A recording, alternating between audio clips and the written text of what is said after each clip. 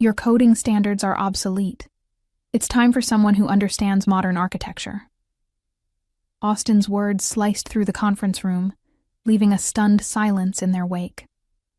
My colleagues averted their eyes, as if watching someone's public execution.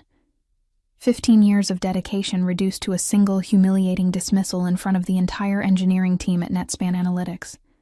I could feel the heat rising to my cheeks, but I kept my expression neutral. The termination papers slid across the polished oak table toward me, Austin's manicured fingernails tapping impatiently on the wood. Instead of protesting, I simply nodded, collected the document, and rose from my seat. "Do you have anything to say for yourself, Geraldine?" Austin asked, his voice dripping with false concern for the benefit of our audience. "No, thank you for the opportunity," I replied, my voice steady despite the tremor in my hands. I gathered my belongings, turned on my heel, and walked out of the conference room with my head held high. My name is Geraldine Knox. I'm 53 years old, and until 20 minutes ago, I was the senior software architect at NetSpan Analytics in Columbus, Ohio. For 15 years, I've been the backbone of this operation, developing the custom database framework that powers everything from client data warehousing to analytics delivery for hundreds of enterprise clients. As I packed my belongings into a cardboard box, memories flooded back. Late nights debugging critical systems, weekend work sessions to meet impossible deadlines, and the countless innovations that had turned a struggling startup into a powerhouse in the SaaS industry. Each item I placed in the box represented years of dedication to a company I believed in. Douglas, one of the junior developers I'd mentored, lingered awkwardly by my desk. "This isn't right, Geraldine. They can't just—" "It's okay," I interrupted gently. "Things change. Companies evolve. But your database architecture is the backbone of everything we do here," he whispered, glancing over his shoulder to ensure Austin wasn't within earshot. I smiled, a genuine one this time. "Yes, it certainly is. What Austin Merrick didn't know, what he never bothered to research before his dramatic power play, was that I had developed NetSpan's proprietary database structure under a separate consulting agreement during the company's early years.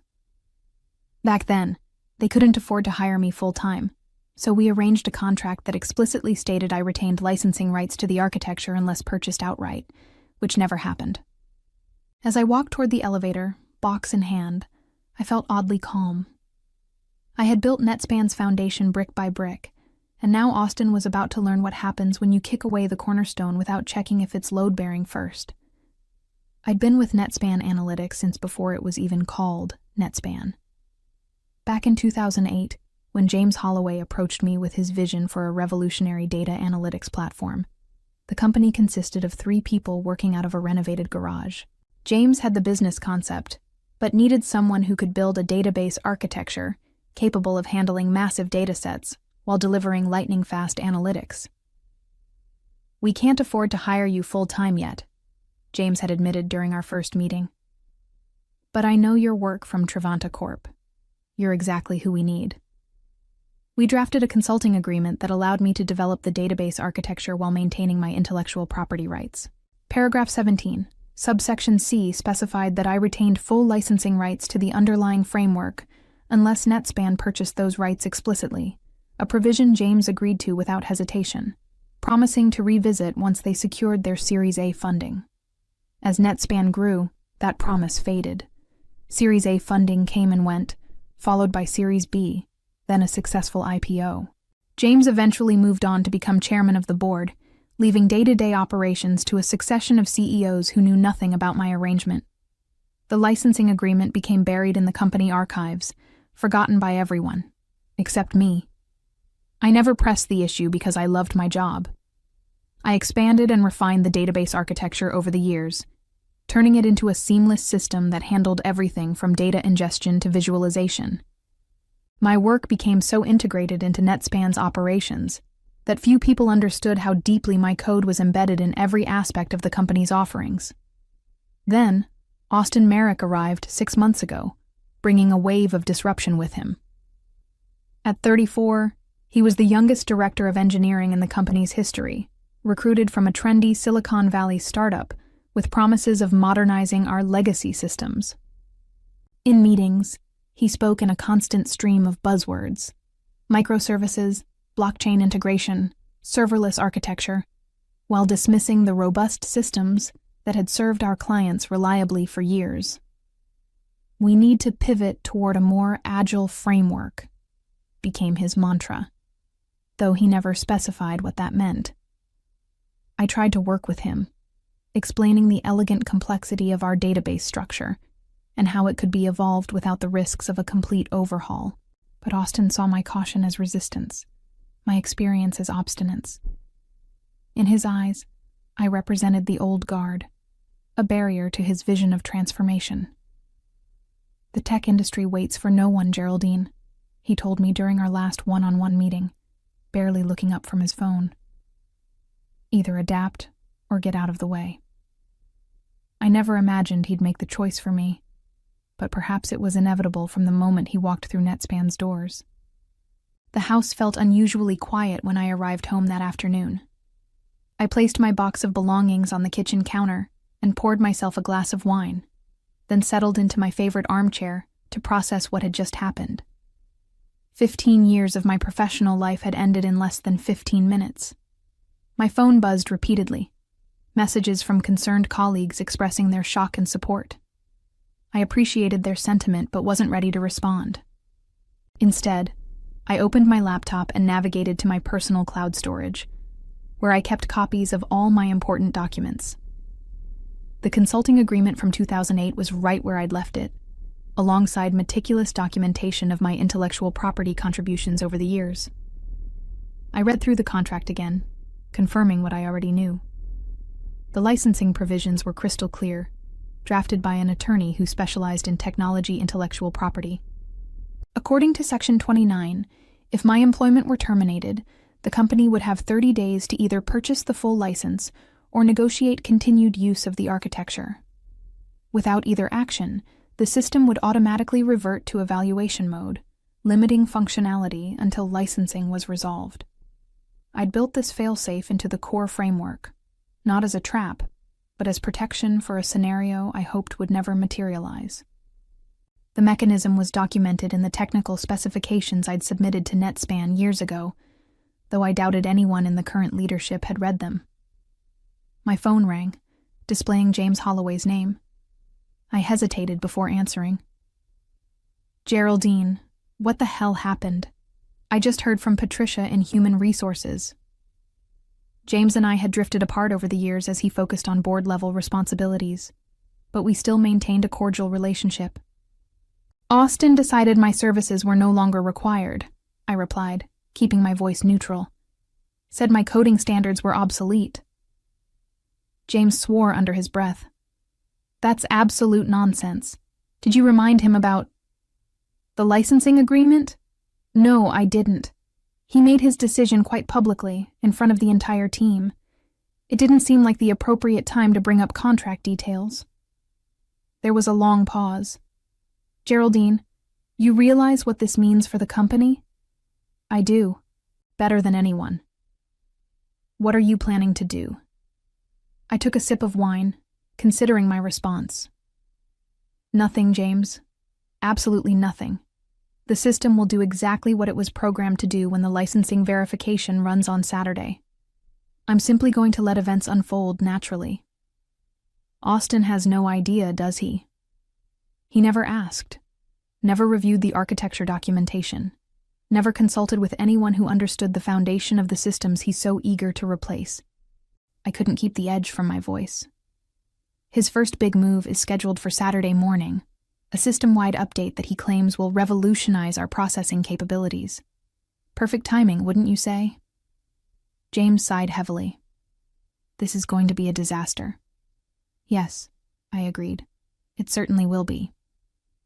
After hanging up, I sat quietly, watching the sunset through my living room window. I felt no joy in what was about to happen, only a profound sense of disappointment that it had come to this. Saturday morning, I woke up early despite having nowhere to be. 15 years of 6 o'clock alarms had conditioned my body to rise with the sun. regardless of circumstances.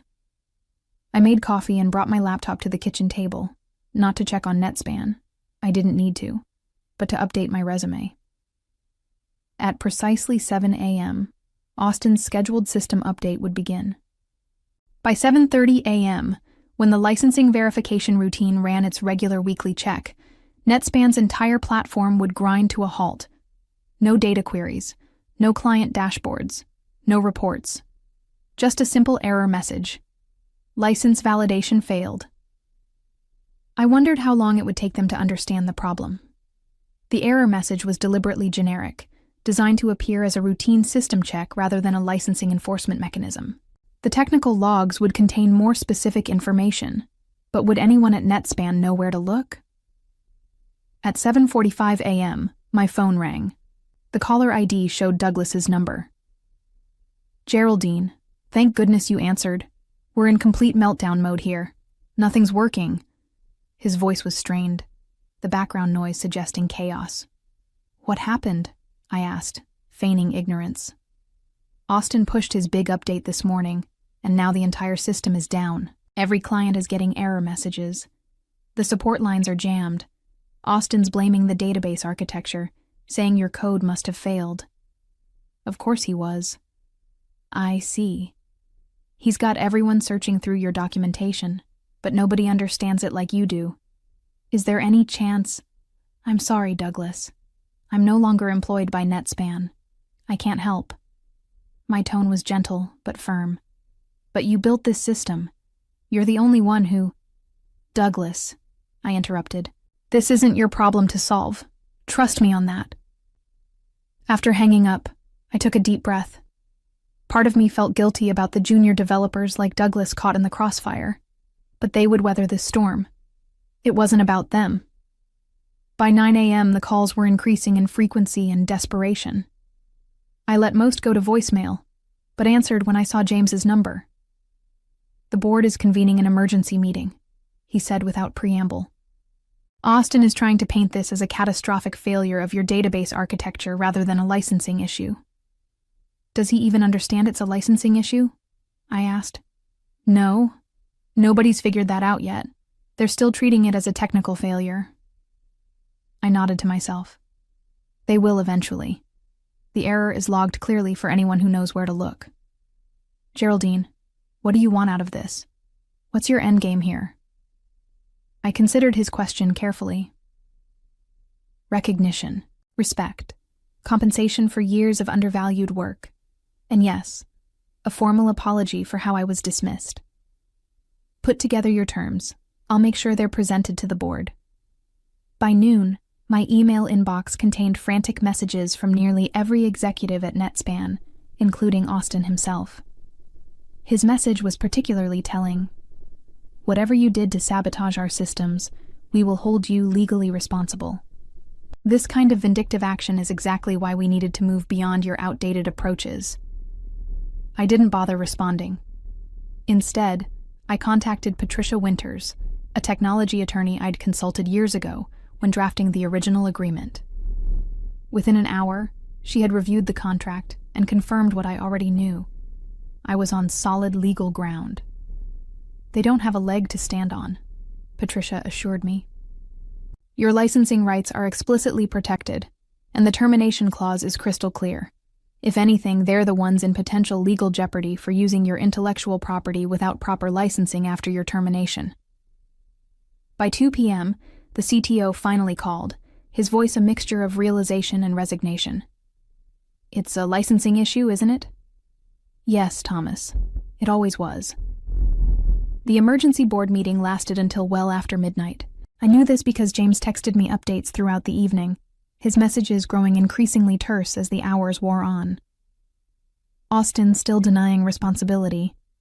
Legal counsel confirming validity of your contract. CFO calculating potential losses, 7 figures per day. Austin suggesting legal action against you. Legal shot that down immediately. The final text came at 12:43 a.m. "Board wants your terms tomorrow. Prepare accordingly." I spent Sunday morning with Patricia, drafting a comprehensive proposal. We were careful not to appear vindictive or opportunistic. This wasn't about extortion, but fair compensation for my intellectual property and professional dignity. The terms were straightforward. 1. Back payment of $750,000 for unlicensed use of my database architecture since termination. 2. A 2-year consulting retainer at $200,000 annually to ensure smooth transition and knowledge transfer. 3. Full ownership of my intellectual property to be formally acknowledged. 4. A public apology from the board for my improper dismissal. This is entirely reasonable, Patricia assured me, reviewing the document. If anything, you're undervaluing your contribution. At 2 p.m., my doorbell rang. I was surprised to find Thomas Lane, NetSpan's CTO, standing on my porch with an uncomfortable expression. The board sent me as their representative, he explained as I invited him in. They felt I might be more welcome than others. We sat in my living room, the tension palpable. Thomas had been with NetSpan almost as long as I had, though we'd never been particularly close.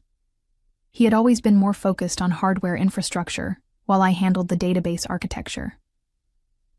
I want to apologize personally, he began, his discomfort evident. I should have stepped in when Austin started pushing for your termination. I knew the value of your work, but I didn't fight hard enough to protect it, or you. I appreciated his candor, but remained guarded. Thank you for that, Thomas. But I assume you're here for more than just an apology. He nodded, reaching into his briefcase to retrieve a folder. The board has reviewed your terms, and they're prepared to accept them, with one modification. He slid a document across the coffee table. They're offering $1, $2 million for the back payment instead of $750,000, acknowledging that your initial figure was actually quite conservative given the potential damages. I raised an eyebrow, surprised by the increased offer. And the other terms? Accepted as presented, including the public apology. They'd like to issue it tomorrow morning if possible. I took the document, scanning the terms carefully. Why the rush? Thomas shifted uncomfortably. Every minute our systems remain down costs us approximately $40,000 in lost revenue and potential client damages. We've already lost several major accounts, with more threatening to leave if service isn't restored by morning. And Austin? Thomas's expression darkened. The board has asked for his resignation, effective immediately. His decisions created this crisis, and his attempts to blame you afterward only compounded it. James was particularly vocal about holding him accountable. I nodded, feeling a complex mixture of satisfaction and regret. I had never wanted anyone to lose their job. I just wanted proper recognition for my own contributions. What happens now? I asked. If you sign this agreement, I have instructions to immediately implement the licensing key you provide. We can have systems back online within the hour. I studied Thomas's face, noting the dark circles under his eyes and the tension in his shoulders. The entire technical team had likely been working around the clock since Saturday morning. You haven't slept, have you? He offered a weary smile. None of us have. We've been trying every conceivable workaround, but your architecture is remarkably secure. For the first time since my termination, I felt a genuine sense of pride. It was designed that way. Monday morning, I walked into NetSpan headquarters, not as a disgraced former employee, but as a valued consultant. The atmosphere was noticeably different. Faces that had avoided eye contact during my humiliating exit now nodded respectfully as I passed. Word travels fast in tech companies, and everyone knew what had happened over the weekend. The systems had been restored Sunday evening after I provided the necessary licensing validation codes. The board's formal apology had been distributed company-wide at 8 a.m., acknowledging my invaluable contributions to NetSpan's core technology and expressing sincere regret for the manner of Ms. Knox's departure. It was carefully worded to avoid admitting legal wrongdoing while still giving me the recognition I deserved. I was escorted to the executive conference room, where the board members were assembled for a special meeting. James greeted me with a firm handshake, guiding me to a seat that had been positioned at the head of the table, a symbolic gesture that wasn't lost on me. Gentlemen, ladies, James began, addressing the board. I believe most of you have met Geraldine Knox, the architect of our core database framework, and now our most critical consultant. She has graciously agreed to help us transition to a sustainable knowledge management system over the next 2 years. Several board members nodded, though a few couldn't quite meet my eyes. I recognized them as the ones who had most enthusiastically supported Austin's modernization initiatives without understanding what they were dismantling.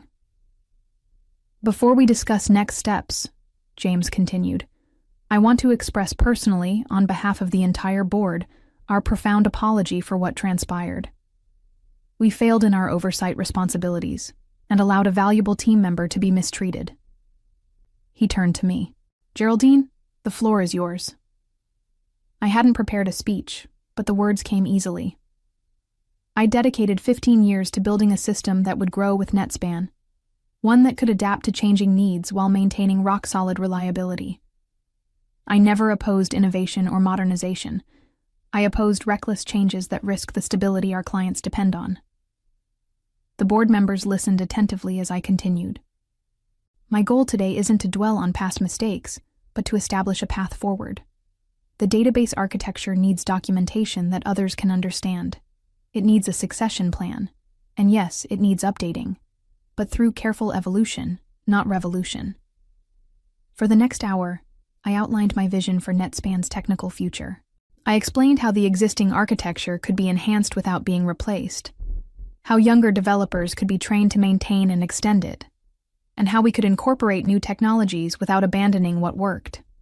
As the meeting concluded, the CEO, who had wisely remained silent during Austin's campaign against me, approached with a somewhat chastened expression. We've learned a painful lesson about valuing institutional knowledge, he admitted. Sometimes the person who's been here the longest isn't an obstacle to progress. They're essential to it. I nodded, appreciating his candor. Experience and innovation aren't mutually exclusive. The best systems combine both. Later that afternoon, I ran into Douglas in the break room. His face lit up when he saw me. You're back. I heard you were consulting, but... I'm back in a manner of speaking, I confirmed with a smile. I'll be around to help with the transition. He lowered his voice. Everyone's talking about what happened. Austin really had no idea about the licensing agreement? He never bothered to ask. Never took the time to understand the foundation before trying to replace it. Douglas shook his head in disbelief. Wow. I can't imagine being that arrogant. It happens more often than you'd think, I replied. The tech industry sometimes values novelty over substance. New isn't always better. Sometimes it's just new. As I walked back toward my temporary office, I reflected on the events that had brought me here. I hadn't sought revenge so much as recognition. Sometimes the quietest coding contains the most powerful safeguards.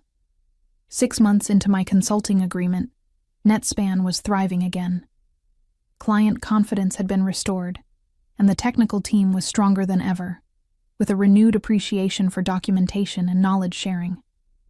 Austin's replacement, Vanessa Wright, was a pragmatic leader who valued both innovation and stability, a refreshing change from her predecessor's reckless approach. I had established a comprehensive training program for the younger developers, ensuring that my knowledge wouldn't remain siloed. Douglas had shown particular aptitude for understanding the database architecture and was emerging as a natural successor to maintain it after my consulting period ended. The board had maintained a respectful distance, allowing me to work without interference while making it clear that my expertise was valued. James occasionally checked in, our old friendship gradually rekindling as we collaborated on long-term strategic planning. On a Wednesday afternoon, I received an unexpected visitor to my office, Patricia from Human Resources, the same woman who had processed my termination papers 6 months earlier. I brought you something, she said, placing a manila envelope on my desk. It just came through from legal. Inside was a formal document acknowledging my intellectual property rights to the database architecture, now officially licensed to NetSpan under the terms we had negotiated. It was signed by every board member and included a personal note from the CEO. With our deepest appreciation for your contributions and our sincere apologies for failing to recognize them sooner. It was more than just a legal document. It was validation of 15 years of work, of countless late nights and weekends sacrificed to build something lasting.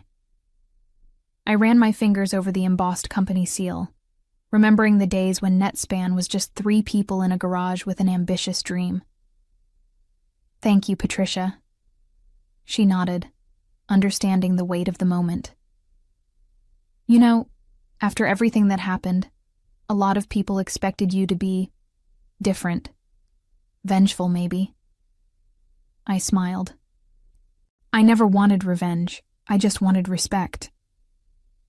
As Patricia left, I carefully placed the document in my portfolio. The victory wasn't in bringing NetSpan to its knees. It was in helping it stand stronger afterward. 1 year after my public dismissal, I found myself standing at a podium at the Ohio Technology Leadership Summit, delivering a keynote address titled Building Sustainable Systems, the Human Element in Software Architecture. The irony wasn't lost on me. I had been invited specifically because of how the NetSpan situation had resolved. My case had become something of a cautionary tale in tech management circles, a perfect example of why companies should value their experienced engineers rather than rushing to replace them with younger, supposedly more innovative talent.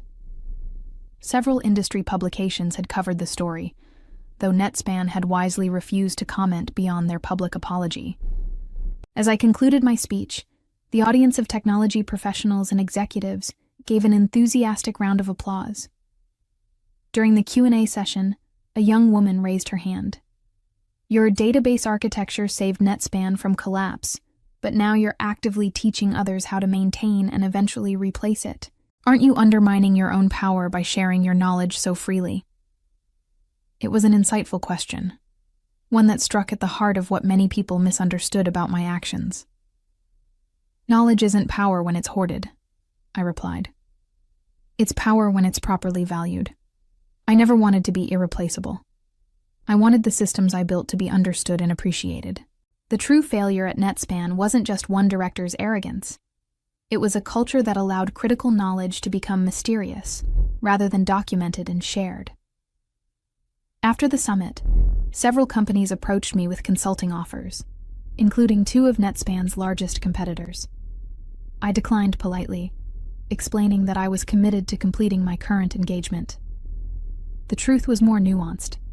I had no desire to leverage NetSpan's crisis for personal gain.